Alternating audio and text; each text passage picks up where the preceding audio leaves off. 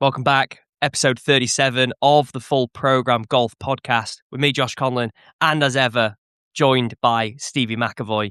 Today is a US Open chop-up, and we're going to get straight into it.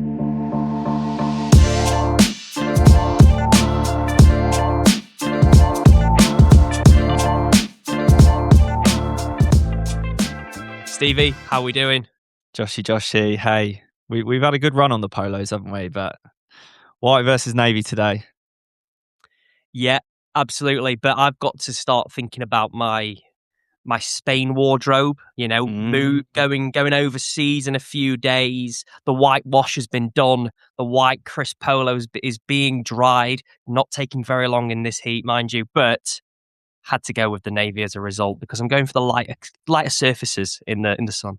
Well, do you know what? Having just flown across the pond, I actually know that dilemma very well. So it's great you touched on it. So just go, when you're flying, where you're playing, just give us, I know we're going to chop it up, but just give us a little preview.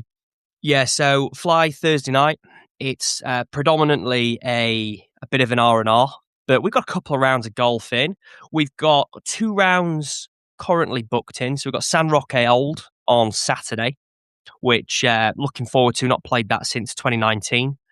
And we've got the big boy. We've got Valderrama a week on Thursday. So the 2nd, I believe that is, of July. Cannot wait. That's the one I've had on my list forever.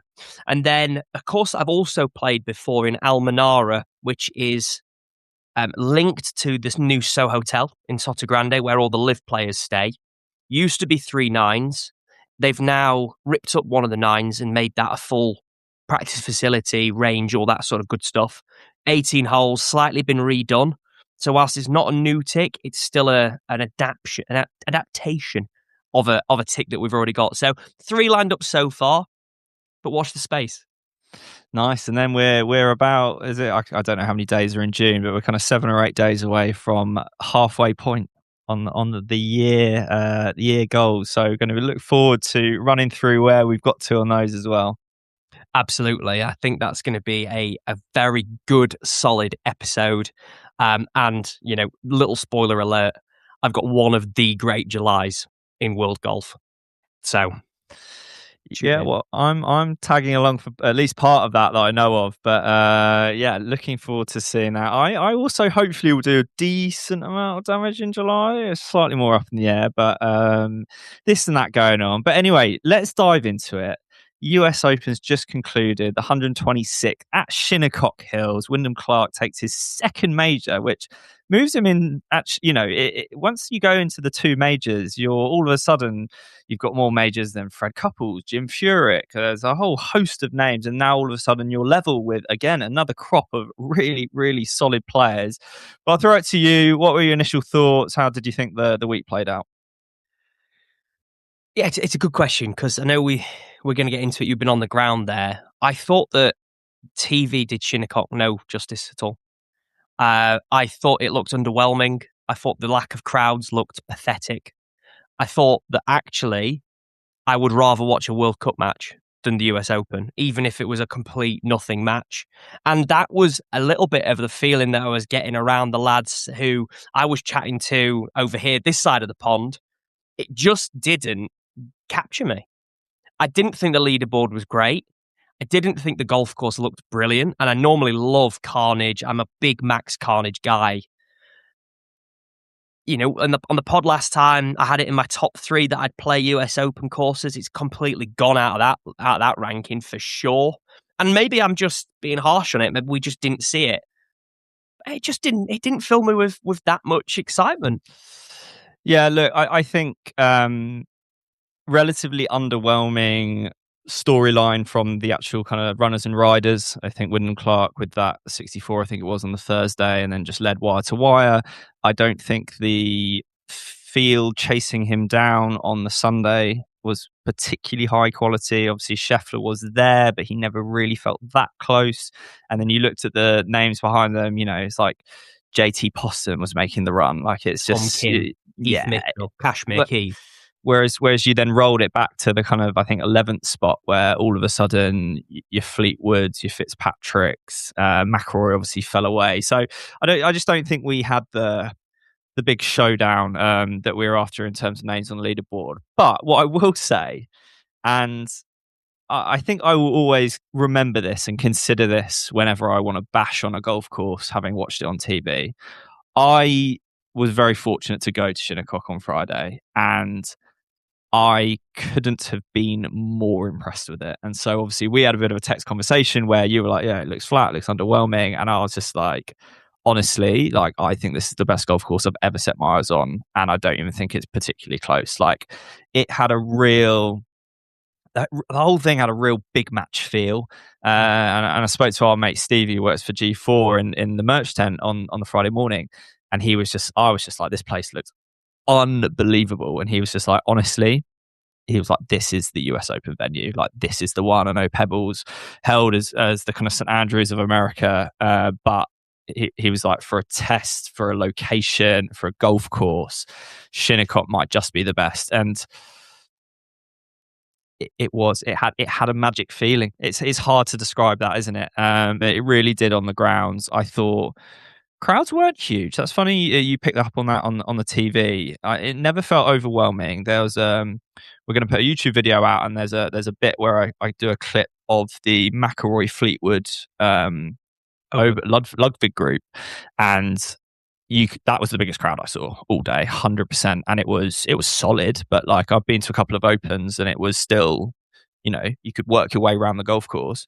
But they really didn't throw up a huge amount of very big stands. Again, it'll be on the video. There was about 20 seats on the first tee.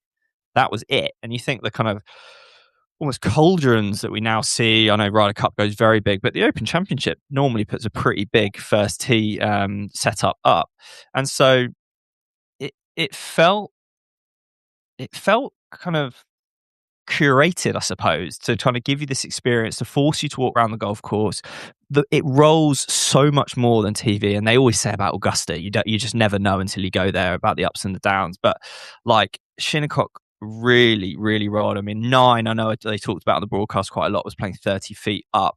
But, you crest over the hill on 10, it flies all the way down. I think 12th tee box, 15th tee box, probably both playing 20 down off the tee box.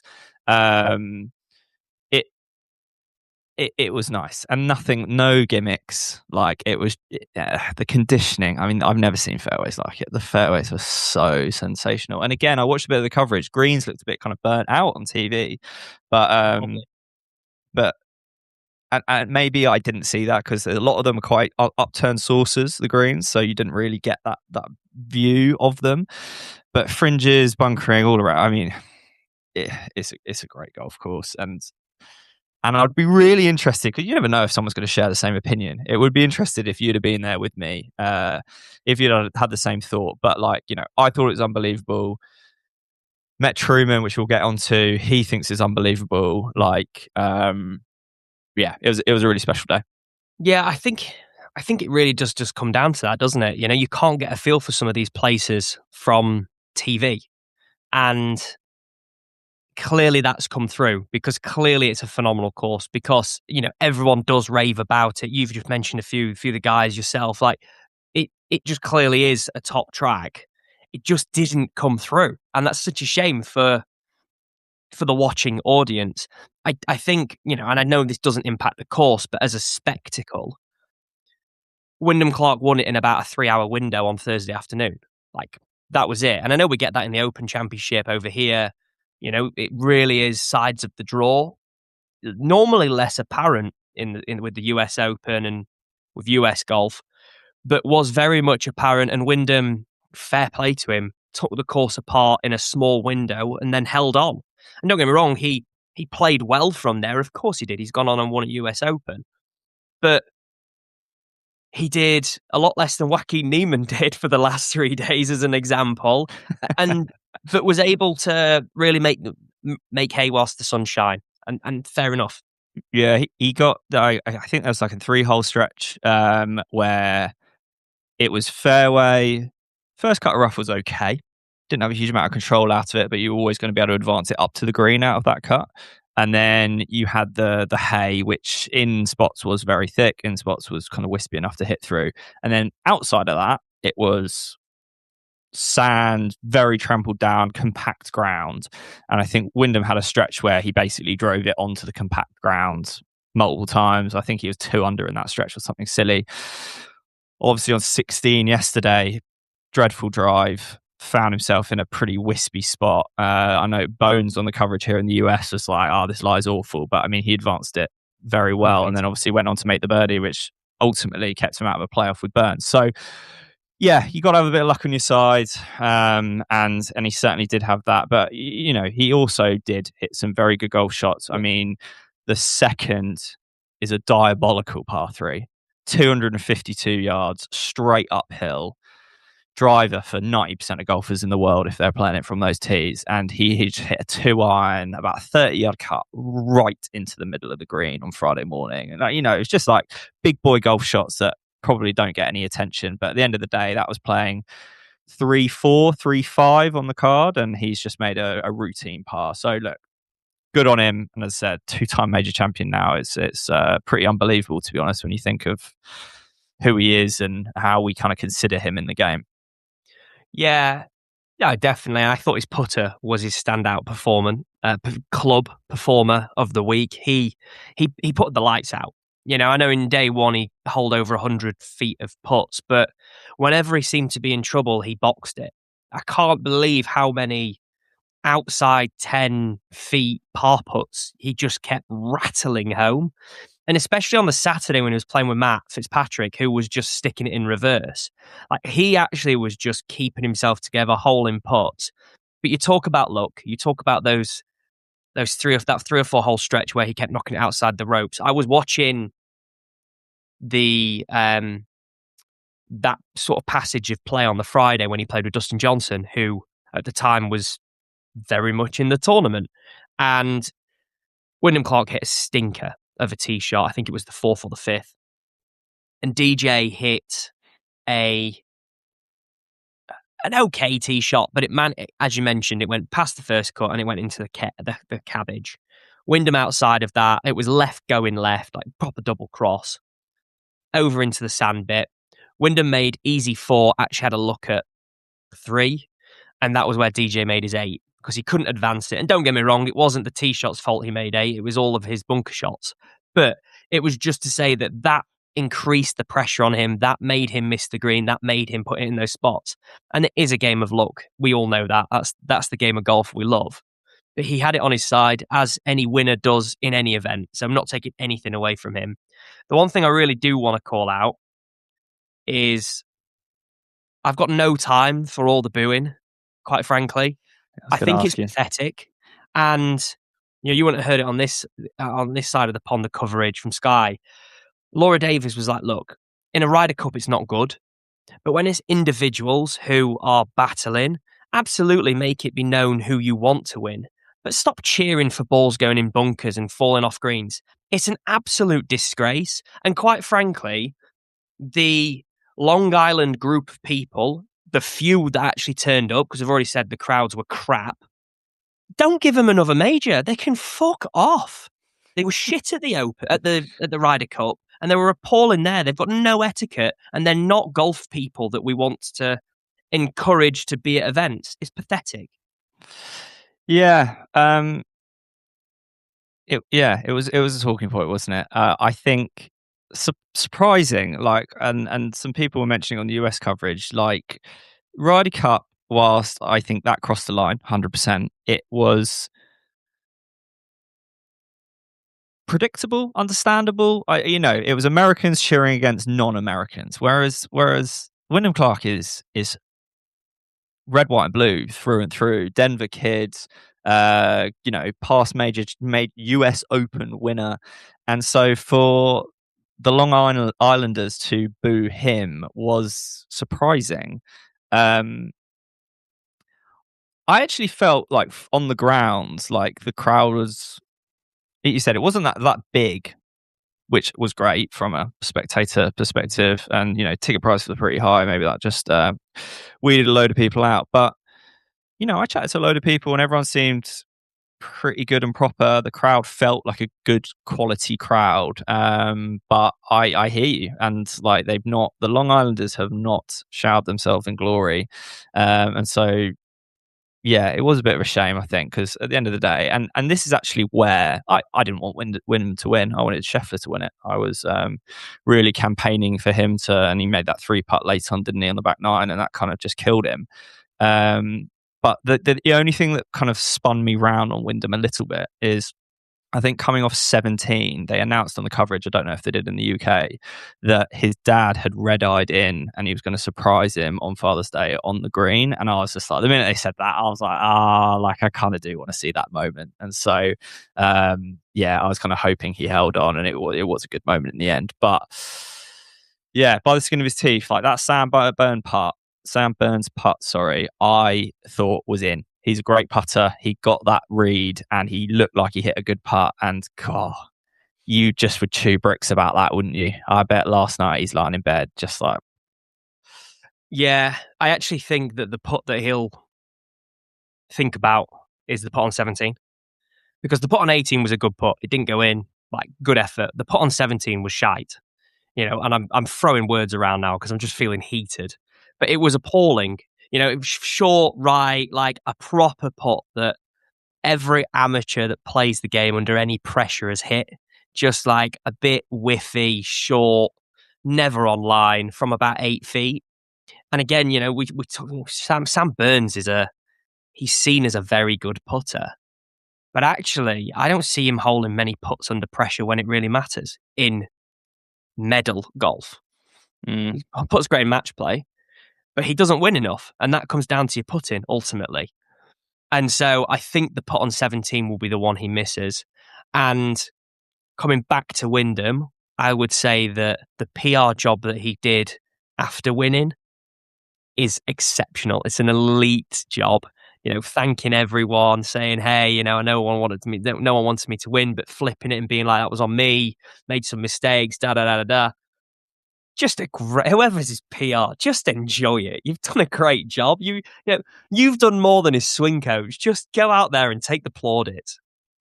Absolutely, and very, very attractive girlfriends. Nice little run up on the last. Dad there surprising him, gets the moment to do the PR push, picking up the second trophy. I mean, like, it was all in all a pretty damn good result for the boy, wasn't it?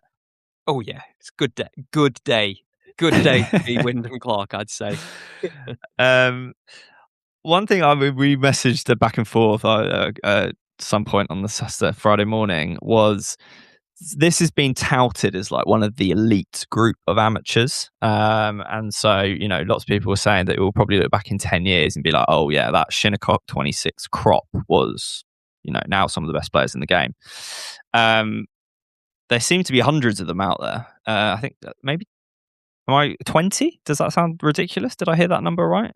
That sounds too high. But it could be. Like, there were how many there were. There were a lot. And I said to Josh, I was just like, are we getting old? Because I swear these kids look about 12 and they're about 120 pounds dripping wet. Like the Miles Russell lad is tiny. The Ethan Fang lad, like, these are top amateurs. Like, there's just nothing to them. And you just think, God, are they really going to go out and...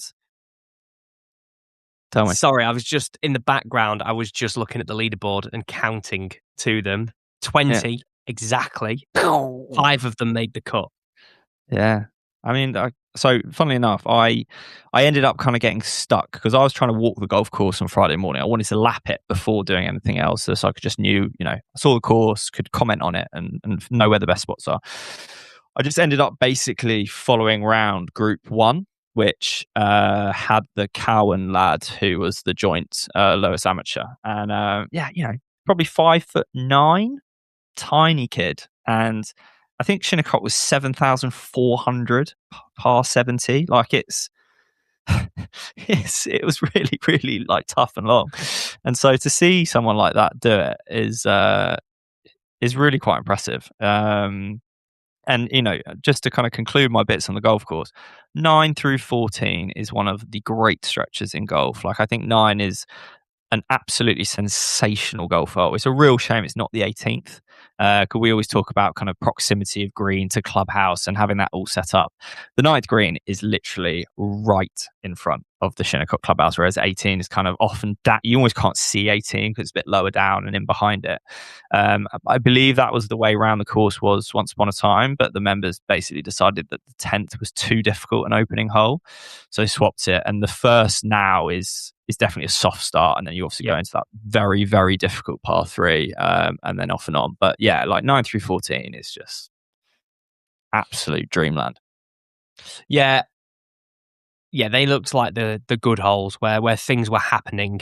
And it's funny you mentioned the soft start on 1. That was so evident, and yet only because obviously we were watching him because Matt Fitz was doing well.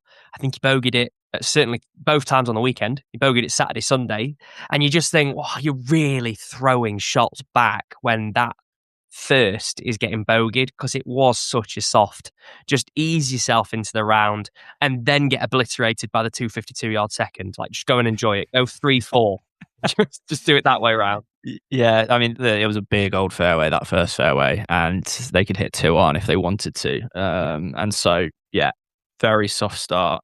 What I thought was quite interesting is you can see national links from the golf course, and so probably set eyes on kind of 3-4 holes of national links. And I think by the top 100, I think they're like 5th and 6th, like they're right next to each other in the top 10. So we're talking crazy good golf courses. But what I thought was interesting was, and I don't know if it's just because Shinnecock had the US Open on, and so the native rough was grown up higher, which gives the course more definition, but National just didn't look anywhere near as defined, and so almost it didn't leave a mark on me at all. It almost just looked like any golf course from where I saw it from. Now, obviously, it's supposed to be amazing, but I spoke to someone who's a pro out here yesterday, and he was just like, National's conditioning comparatively is not anywhere near as good most of the time. I think they had the Walker Cup there, and they got it apparently into just like immaculate condition, but week to week, month to month, it's not on Shinnecock's level. And yeah, harping back the conditioning at Shinnecock, I know their superintendent got some award from the USGA for kind of an excellent job, basically. And yeah, I echo that. It was magic. Love that. And yeah, it's a great golfing area, isn't it? Well, we touched on the course. We talked about the course. We've spoken about all that had to offer. FPG here at FPG, you know, we like merch. We like making sure logos work.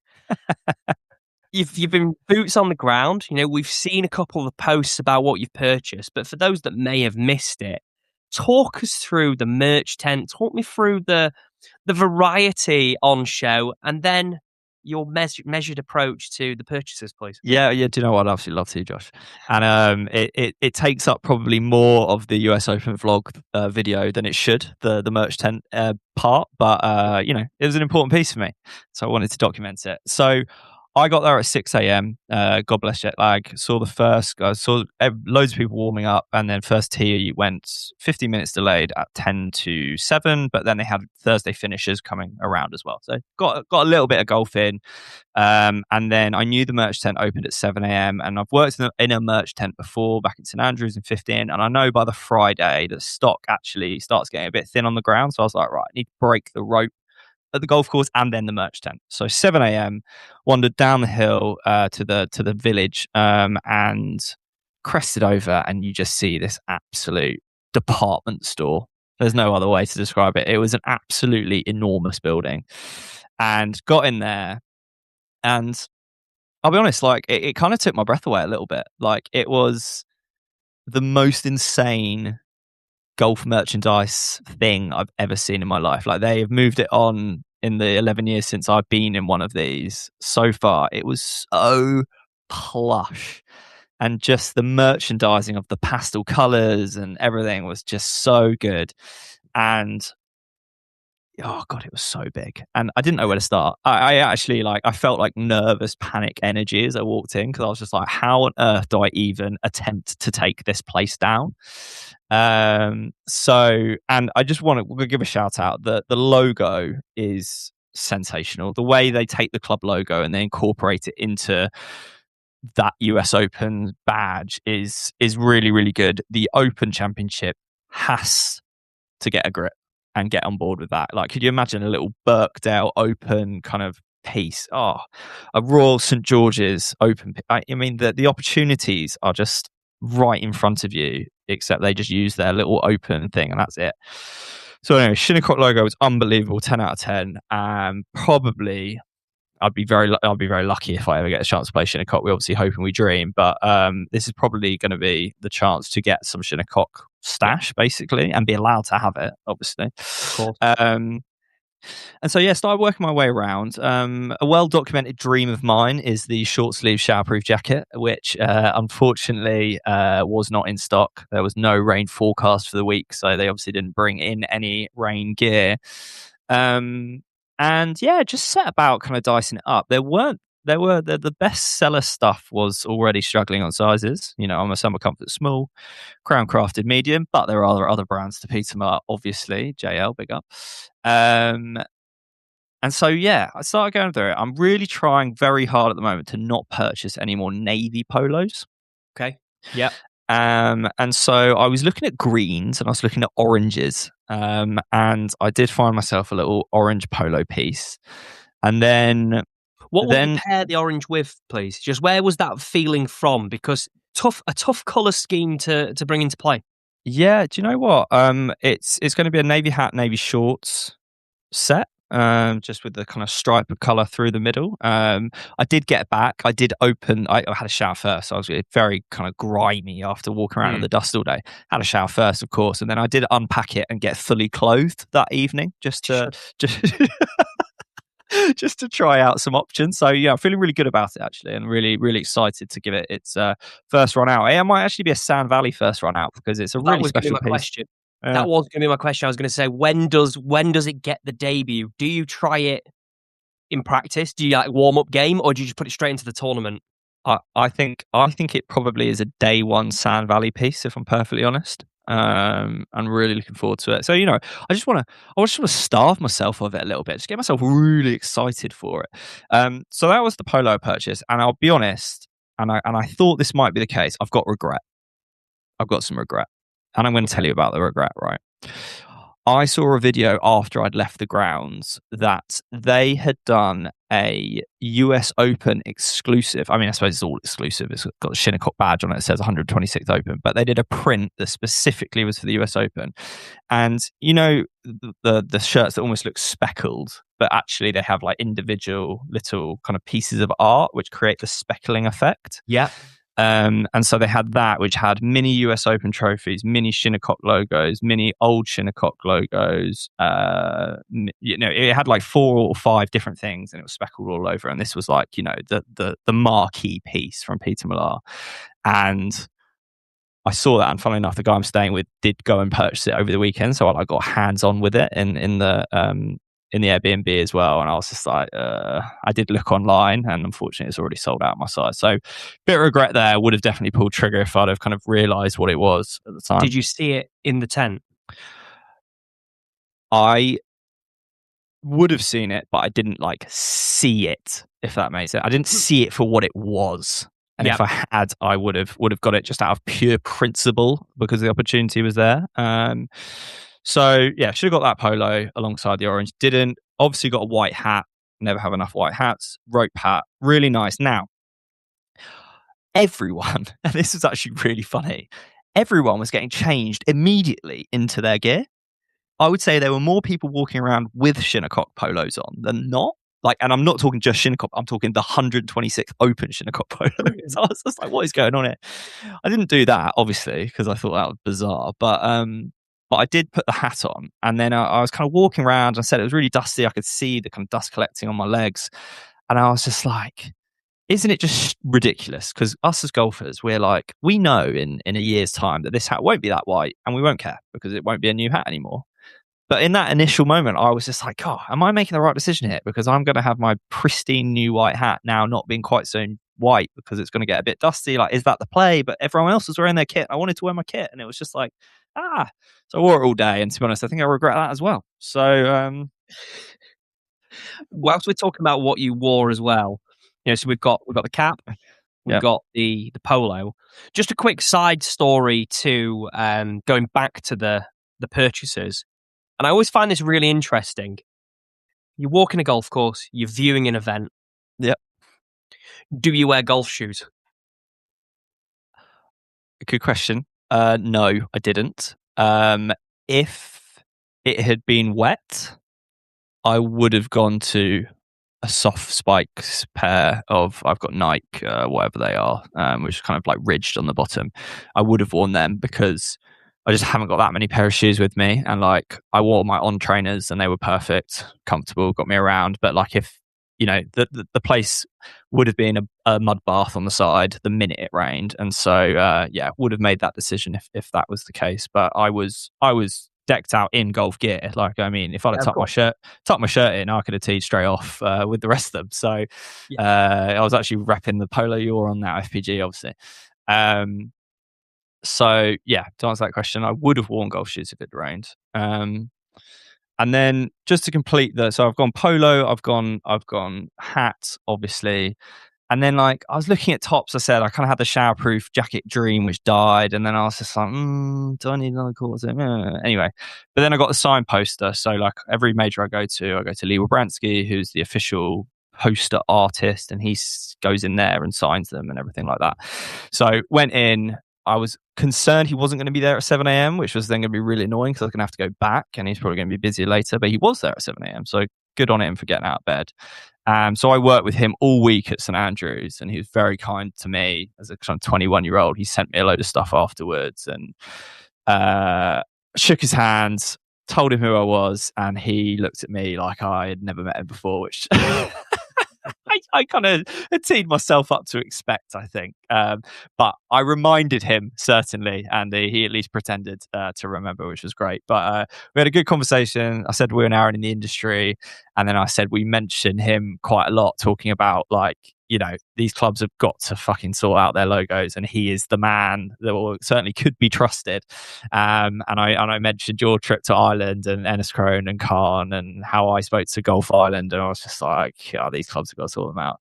And I actually had my pagoda hat on, and he was like, oh, that's a really good one. And I was just like, that is a really good one. And chopped that up for a bit. So that was good. Got that signed, so that will be added to the podcast wall as well. But that was it. That was it. And again, we'll see on the video, I was like 50% delighted with myself that I managed to get out of that tent, spending only $200. 50% full of disappointment and regret. And to be honest, as I've explained it, I think potentially that's gone up to 65, 70%. Like, I think I just, you know, Sand Valley's on the horizon, Josh. And I think that's going to be, I've seen some Sand Valley gear out and about. And yeah, I just decided to play sensible, and I'm probably one or two items short. Yeah, but you've got to be disciplined. You've stayed disciplined.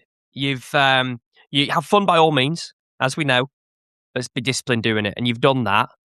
I think there will be a distinct lack of discipline across the Sand Valley trip that will materialize in too much merch. I think we'll all be on the other side of the coin, wishing that we hadn't quite bought as much. You know, I look at my Band and Dune stuff that I bought in 2020, which, you know, only 6 years ago.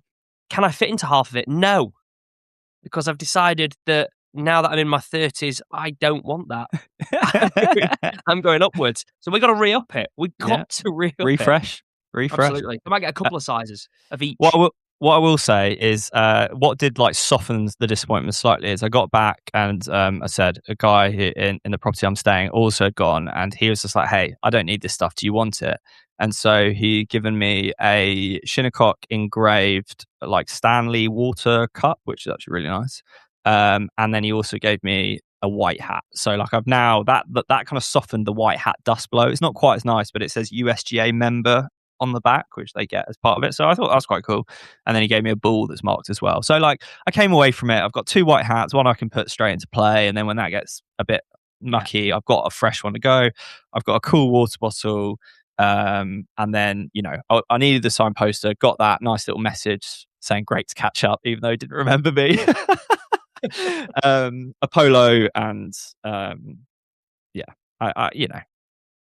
there'll be Shinnecock stuff in rotation for the next half decade, and I think that is ultimately the goal when you go and make those purchases. Yep, absolutely. Done the job. One thing I will say, whilst the merch tent was just this incredibly sophisticated, created, high-end retail experience, the food just didn't match that at all. Like, it was real, like, cafeteria. God, I can't even say that. I'm not even going to try and say it again. It was just caf food, basically, and cost a fortune. So, and then I thought to myself, like, what sporting event actually has great food? And I'm not talking hospitality, but I was like, to be honest, outside of like Wimbledon, like, where are you actually getting decent grub at sport? Yeah, see, Wimbledon was the first thing that sprung to mind. So it's funny you say outside of Wimbledon. Yeah, there isn't a lot outside of hospitality, as you say. I would, Tough, not isn't it? really. It's hard, I think Wentworth does a pretty good job normally. Yeah, haven't been for a few years. It's a good question. It is, and I would, much like you, I sat and really had to think about it, and Wimbledon was the only one to come to mind. One other thing I just wanted to kind of mention to you, and obviously he's a very good friend of yours. It was really, really cool being able to meet up with Truman there. Like, it was, I really enjoyed it. So they were teeing off about midday on the Friday. I knew that they'd be warming up about obviously an hour before. Walked over to the putting green, and the big lad is just standing there with his massive lanyard on, next to the tool bag, just kind of chatting away to Kimsey, warming up. And I give him a little shout over, walks over, have a little patter over the fence, and yeah, like, I just. It's cool seeing friends in those kind of spots. Yeah, I've seen it at Wentworth, and that's a completely different environment to a US Open. Did he have his sunglasses on? I would have expected. Yeah. Oh, yeah. That's just the Truman attire, just the big shades on, just stood back, letting the work happen in front of him. It's really cool to see, and it's great that they were there, not the week they were looking for. I think, Kimsey was on the wrong side of the draw, as were a lot of others. Tough first round, really solid second round. I think he shot even par second round. So, did what he could to keep in the fight. But yeah, not the week they were looking for, but many more to come from that pairing. And stay tuned. And what I will say now, I don't think it quite famously so, live golf as a viewing experience isn't great. It's very hard to establish a storyline of the day. American Express were giving out radios, which kind of helped you stay with the tournament, but like you really don't watch a huge amount of golf. But genuinely, following Kimsey round, he was in a quieter group, so we got great positioning on every hole. But following around the full 18, and there being the storyline of like, can he make the cut? And I think he was definitely 2 under. He might have even got to 3 under on the round at one point, which got him onto the cut line through about 12. I'm trying to think. There's a hole, he's in the middle of the fairway, and he hit a wedge over the green and then ended up making a bogey, and that kind of just like stifled his momentum. But for like 2/3 of the round, we were like, Kimsey's going to make the cut on the number here. And I would really, really recommend that to someone. Find someone in a quieter group, just even if you don't really know who they are, just commit to them. Just decide that you're the super fan today, and follow someone around who is on the cut, trying to make the cut. And without a doubt, obviously very cool seeing Truman on the warming up, etc. But walking around with Truman, watching Kimsey try and make a cut at a major, with him having it going and it being a real possibility for the majority of the round, was by far the best live golfing experience I've had. Yeah, definitely. You get to see more. You can also get an appreciation of just how good all of these guys are. You don't have to watch the leaders to see that they are a joke. They are ridiculous golfers, and half of them are going home. Like, I couldn't echo that more. You see more. You either do that, or you plonk yourself watching one spot that maybe has a par 3 green and a par 4 tee shot. But you see a lot less golf. You see more players, but you see a lot less golf, and it's about what you want. I'm in your camp. Always nice to follow a group round and maybe catch a few strays on other tees or other areas as you're mooching around. Absolutely. And yeah, that's what we did. I said we saw the McElroy group as we were going around, but was good. I mean, Kimsey plays so well. He hit really like 2, but I think he had a 3-putt, and then he said he missed that wedge.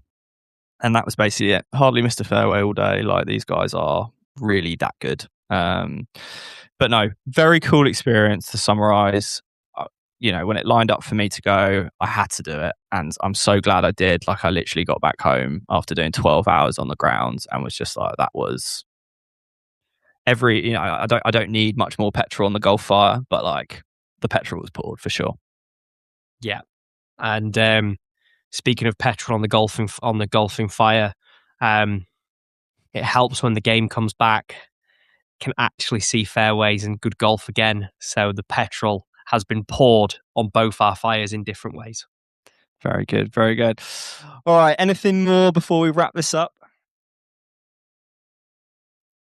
Only one quick thought, and it's that we sit here at the end of June, 3 majors down, and not a whole load of really top class golf to watch.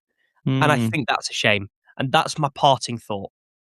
And it comes back to the PGA should be in August. Glory's last shot. Yeah, I agree with you, especially when it's not a Ryder Cup year. It's feels a bit thin on the ground, doesn't it? But hey, let's enjoy it whilst we can. We've got a Birkdale Open ahead of us, which should be a really, really good one. I think we cross our fingers for a slightly better golf tournament than maybe from a leaderboard perspective, but I'm sure Birkdale will be looking awesome as well. So looking forward to that. Appreciate you jumping on. Good chop up, as I said. Shinnecock, what a venue, and Wyndham Clark, now 2-time major winner. You're off to Spain next week, so the next time you hear from us will probably be that chop up, I'd imagine, and then we've also got some mid-year reviews to do. But yeah, as ever, we are Full Program Golf, Instagram, YouTube and TikTok, and Joshy, I will see you in the next one. Catch you soon.